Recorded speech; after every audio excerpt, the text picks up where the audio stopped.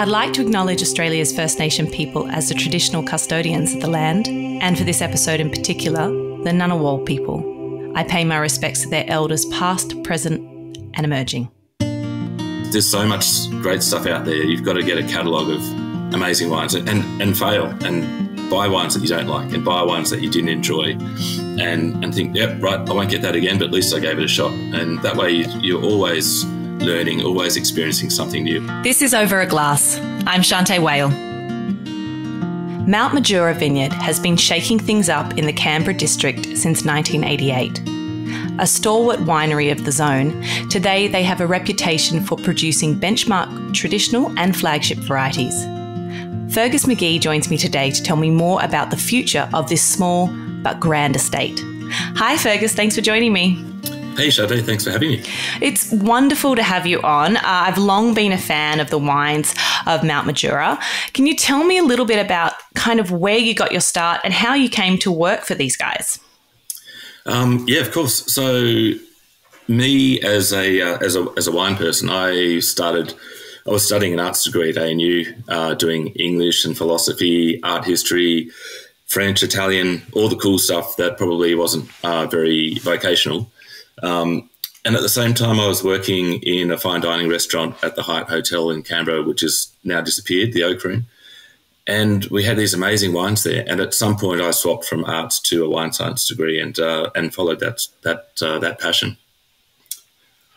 The Mount Majura thing was many years later. I was working for Coles, managing one of the first choice wine shops, writing for the Canberra Times, and I'd started becoming a real fan of Tempranillo.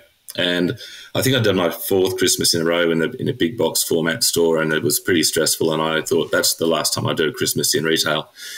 And a job came up to be at Mount Majura, and I knew that the Tempranillo from there was amazing, and I wanted to pursue that further. So I was lucky enough to get a job there. Wow, that's kind of amazing, because when I looked over kind of your CV, like you've done a bit of absolutely everything. And I thought, I don't know how I'm going to sum all of that up and all of that wealth of knowledge and experience. So I'm really glad that you did that for me. Thank you for that. But it is a bit more detailed than that. I mean, you like you said, you were studying and you felt the pull to wine. Was there a moment where you decided that wine was something, worth pursuing? Was there a moment working in fine dining that you kind of remember as a standout? Oh, this restaurant was pretty amazing. We had an all-male staff, which was a very old-fashioned thing to do at the time. We wore the full black tie and all that sort of thing.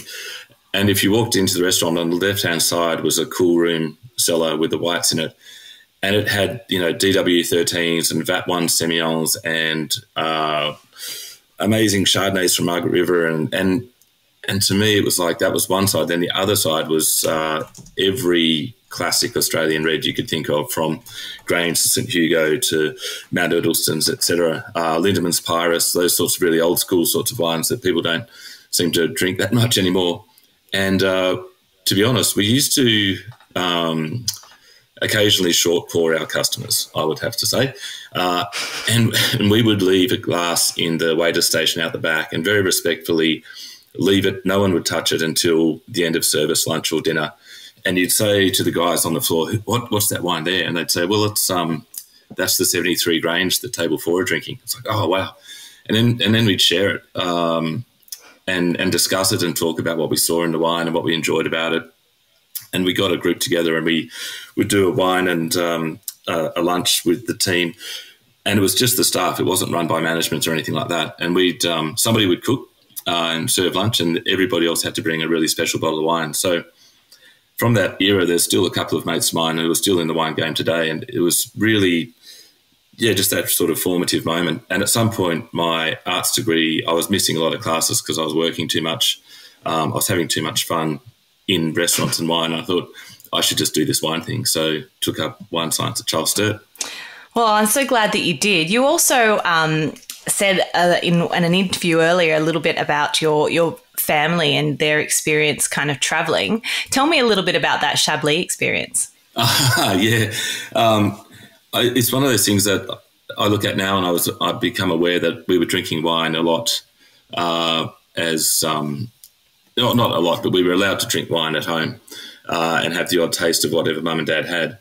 My brother and I were 11 and 12. Mum and dad took a month off, and took us out of school, and we went to France and travelled around France for a month, which was amazing, great experience. But the one that sticks in my mind about wine, we went to Chablis, and mum and dad bought a bottle of Premier Cru Chablis, and we sat down on the river with classic baguette, ham, cheese, and ate lunch. And mum and dad drank the whole bottle and didn't share any of it with my brother and I. And we were really, really dark. Mum and dad banged on about how amazing it was, and we couldn't believe that they weren't going to share. So that sticks in my mind because, one, I didn't get to try it, and two, we were tasting wine and talking about it and interested in it at quite a young age. It's pretty cool. I mean, Chablis is such a beautiful part of the world. It's so unique. You couldn't be kind of anywhere else when you're in Chablis, when you look around at those beautiful kind of thatched houses and things. But I love that your parents took you at that age, because I think really from 12 to 15, you know, when you're at the end of kind of primary school, you feel like you're the boss of the school. You're kind of getting your confidence, and then you kind of go through that phase before high school where you then become the smallest. And I just think it's a really good place to travel with children because it broadens their mind, I think, from being very self-centric about what's happening in their own world to just realizing how big and diverse the world is. Oh, yeah, I think the history really hits you too when Australia has a very, an ancient history going back to our First Nations people, but the European history is something that hit me at the time, you know, going to old monasteries and castles and museums and art galleries and seeing how far back European history went before they arrived in Australia. The world's a much bigger place, and to get a chance to travel at that age was amazing. Yeah, I mean, good on them for taking you out for that month. I think that's, you know, school is important, but there are other things that are even more important. I think that they obviously knew that. But let's go back to Mount Majura. You decide to go ahead and work for them. You actually got to meet Dr. Edgar Rick. Tell me a little bit about what he was like as a person and what your first formative kind of few years was like working for the company. Yeah, Edgar and I were friends a long time before I started Mount Majura Vineyard. There's a really tight wine community in Canberra. A lot of the local reps would get together and we'd taste wine together. And there was a Friday lunch group at a restaurant called Cafe della Piazza. Edgar would always be there, along with the other guys that could make it, and I would try and get there whenever I could. And Edgar just had this incredible love of wine, a desire to learn everything about everything. He could tell you where there was a wild quince tree growing on the road between Canberra and Cooma. There's stories he's pretty much eaten every animal he's killed. He was doing push-ups right until his very last day. He'd have cold showers, and he was just a really fascinating man. And what everybody loved about Edgar was his straightforward nature. If something wasn't right or if something was wrong, he had this famous sort of no, and then you'd learn and you'd sit and you'd listen. And he was very generous to me with time and thoughts on wine. And he also happened to start Mount Majura Vineyard through his advice to Dinny Killen, who was the lady who actually owned the land and invested in the vineyard. He saw a ancient piece of Silurian era rock, limestone and volcanic mixed together, 430 million years old, and it has an east-facing slope, east-northeast, so really fantastic frost protection, which is important in Canberra. The limestone was an idea about Burgundy and some of the other great regions that are on limestone, so it was the ideal spot to plant a vineyard. So that's what Dinny did, and it started Mount Majura Vineyard in 88 from there. Amazing. I mean, the Canberra district is an interesting one, especially because most of the wineries aren't actually within that kind of district. They're further north in Murrum Bateman and Yass and Hall. Whereabouts are you located in reference to kind of the city itself and the district? Yeah, you're right. It's the Canberra district GI stretches over a fair bit of territory and also elevations and soil types. And Mount Majura Vineyard is the only one that's really in the ACT. So we're literally 15 minutes from the city. And it's amazing for me. You know, you live in town, you can have all the best of city living and good cafes, good restaurants, good schools, all those sorts of things, good sporting facilities. And 20 minutes to drive to work. So it's a pretty cushy spot, I've got to say. Yeah, I mean that really is the best of both worlds, which is great that you've managed to find something in a place that you want to work. You've now worked for them for over 12 years, and like I said a bit earlier, the estate is really known for its strength in some of the more traditional varieties that kind of took off and that Canberra is known for. But then of the alternate varieties, we call them alternate. I don't hate that word, but it's hard to find another that replaces it. But other interesting varieties that are finding homes and safe spots down in your kind of soils. Tell me a little bit about the decisions behind kind of working with Tempranillo and all those other varieties like Graciano and Trigo Nacional and Loero and all those other fascinating things you're working with. Yeah, I guess so it came about because the vineyard was going to be a Pinot Noir vineyard. Pinot Noir and Chardonnay were planted in the 80s, and also some Cabernet Franc and Merlot, a little bit of Cab Sauv. So those old school traditional French varieties. And we all know that Pinot Noir is the holy grail. Frank, our winemaker, went to Burgundy, made wine in Burgundy for a couple of years, and came back and realised that Canberra's climate is really not quite Burgundy. Much hotter, much drier, bigger diurnal range, that really sort of hot, baking, dry heat that we get in summers, where Burgundy's a little bit gentler and a little bit, bit softer as a climate. So the idea was, well, okay, that's going to make life difficult for us if we're trying to grow the pinnacle, which was always the goal. And then we looked at other varieties, and Frank, talking to people like Mark Walpole from King Valley, genius viticulturist, and looking at other studies. There was a study done mapping European known regions across Australian regions. And the match with Rioja and Ribera del Duero in Spain was almost identical to Canberra.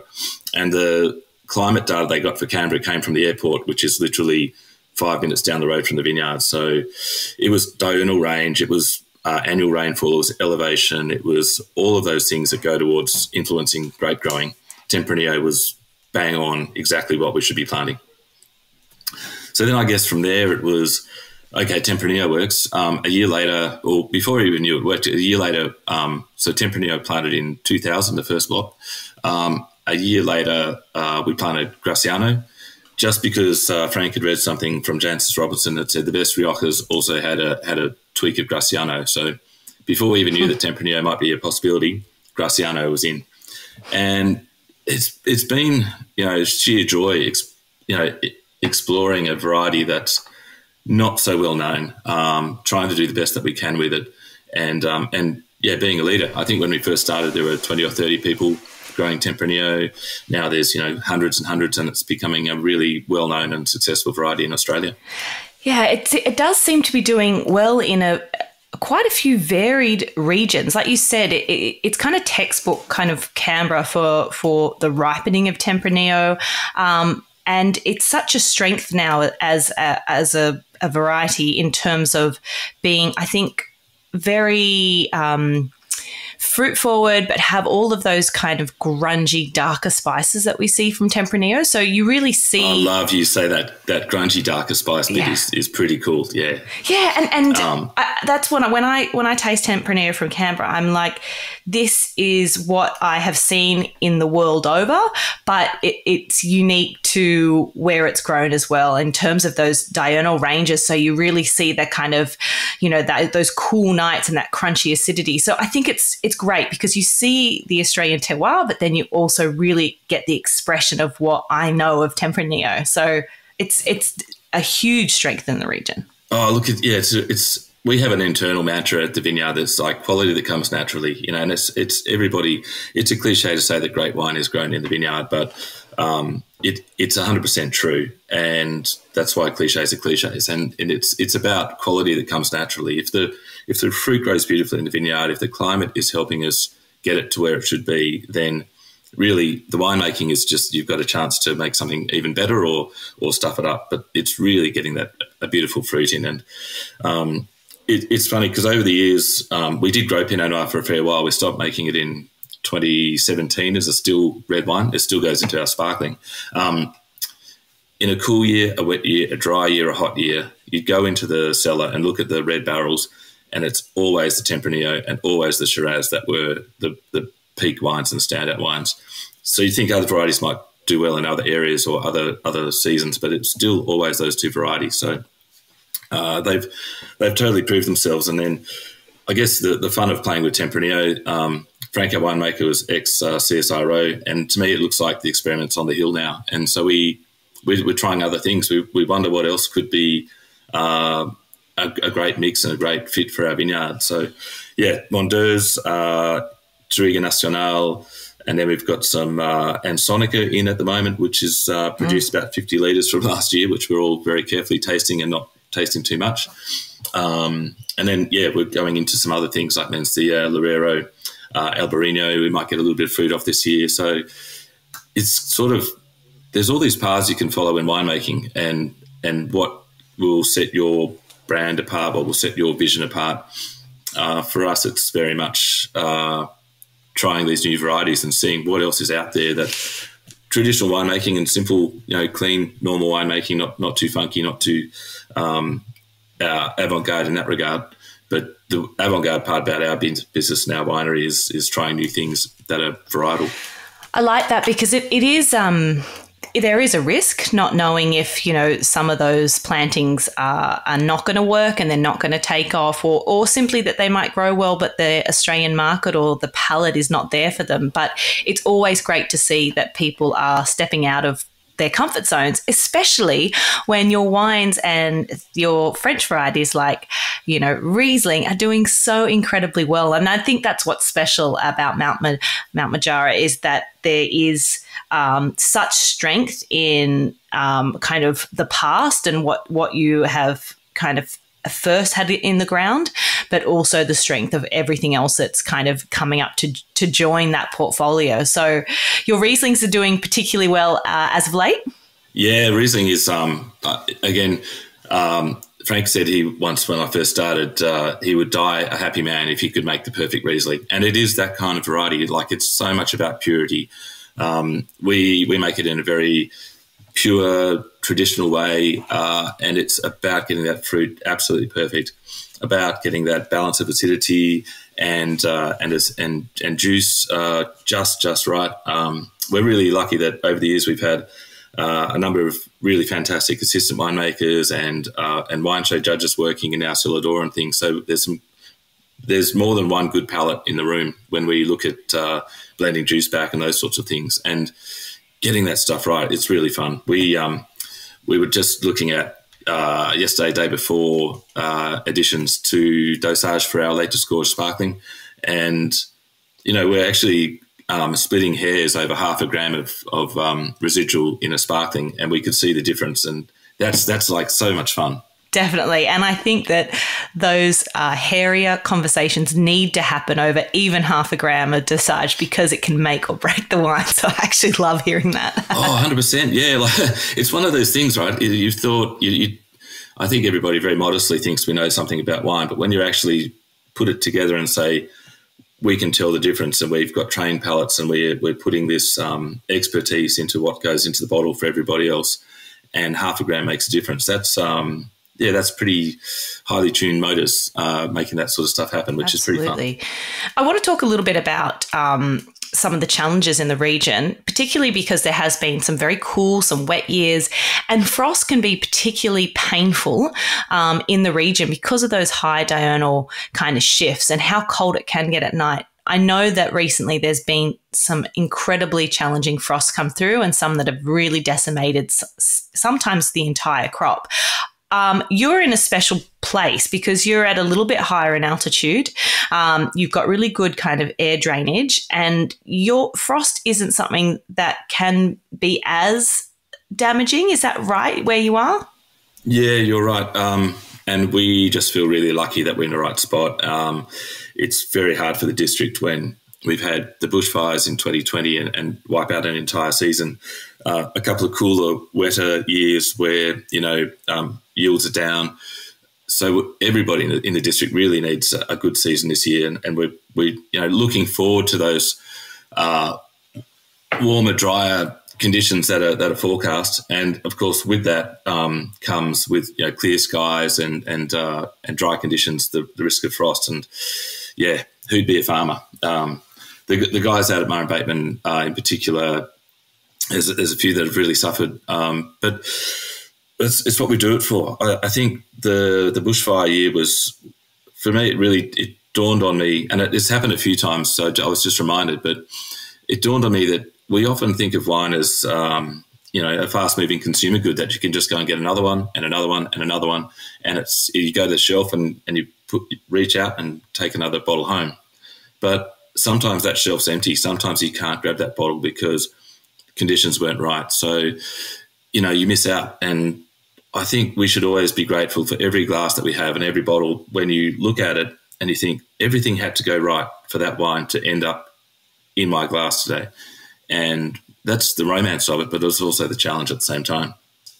Yeah, it's one of those things that to me is even more modest wines. There's something that's made them special and enjoyable to drink, and there should always be something romantic in drinking wine. It's not just a craft beer or whatever, which I love, but it's the combination of all those factors that makes wine that little bit more special as a drink.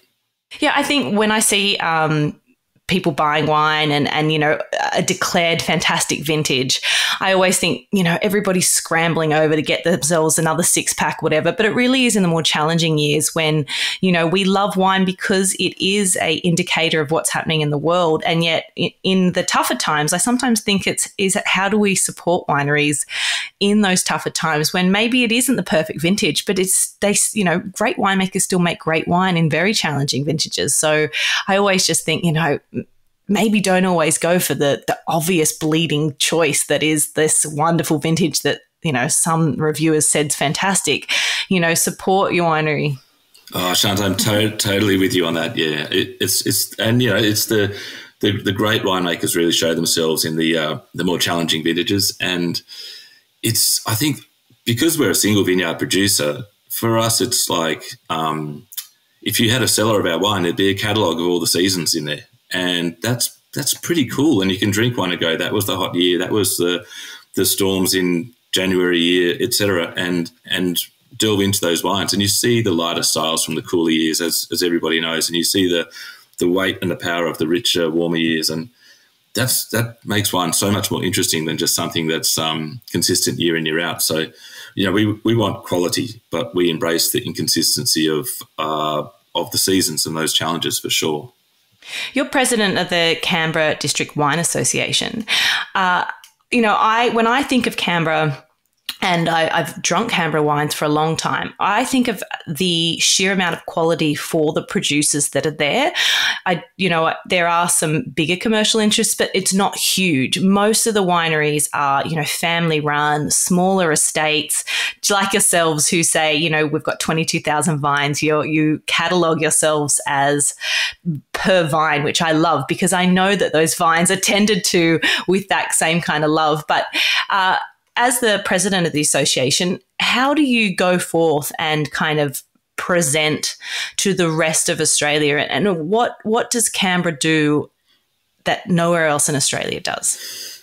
I think what Canberra does is like you said, it's cliche, but we do really produce some amazing wines for such a small district. And if you put things in perspective, I always think of that Dr. Seuss book or images where there's like, we are all small and then we are all tall. We are all small in our district, and that makes it a really fascinating spot because people are experimenting, whether it be in avant-garde winemaking styles or new varieties.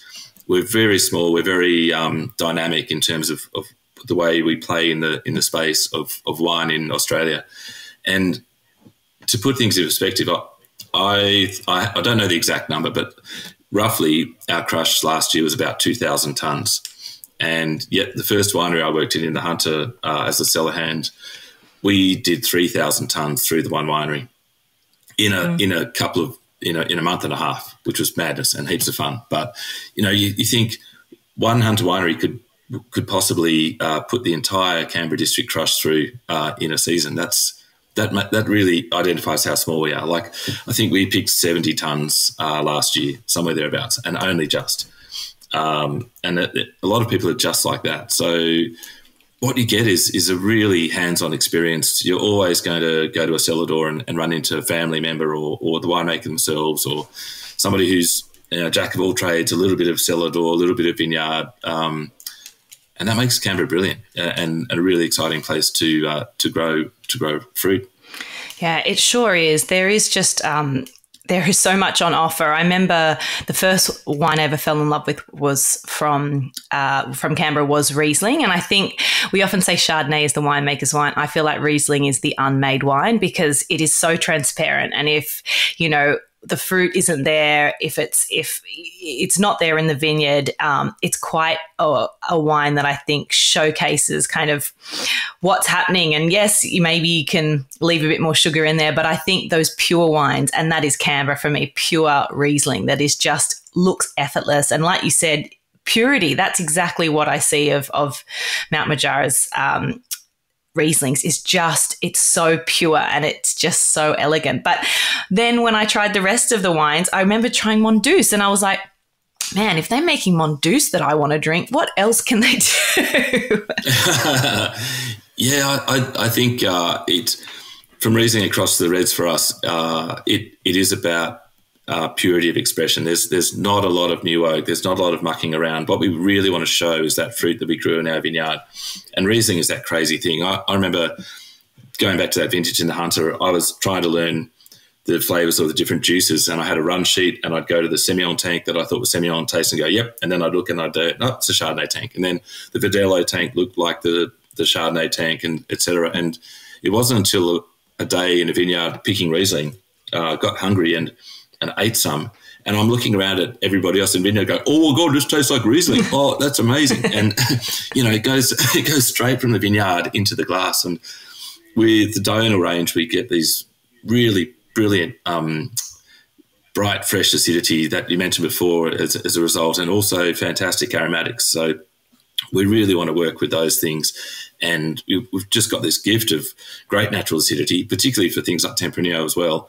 And then these beautiful aromatics. Mm. So the wines may never be, the monsters you see from warmer regions or the big commercial producers, but we make these delicate, pretty, perfumed styles that, fortunately for us, in terms of wine fashion, is exactly what people want to drink these days. Yeah, that's so true. And there is such a range of styles, unlike some regions. I love that everybody has embraced of, you do you with Riesling. If you want to go in there with 36 grams of residual sugar, absolutely go for it if that's the balanced wine that you want to make. There isn't really this is the Canberra style and you must stick to it. And that is fantastic because there's so much on offer. And I really think it is such an exciting region, and I'm thrilled to get down there anytime I can.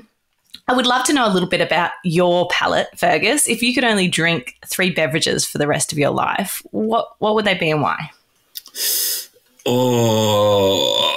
I'm a real sucker for Hendrick's and cucumber. It's like lemonade for adults, and I pretty much can't go past that. I'm a big fan of pale ale styles of craft beers without going to the extremes of hoppiness. Like there are, some people like to sort of get that self-flagellation of heaps too much hops and then think that that's still a good thing. I'm more a man of balance. And then, in wines, you mentioned Chardonnay before. If you could give me Chardonnay for the rest of my life, I'd still be very, very happy.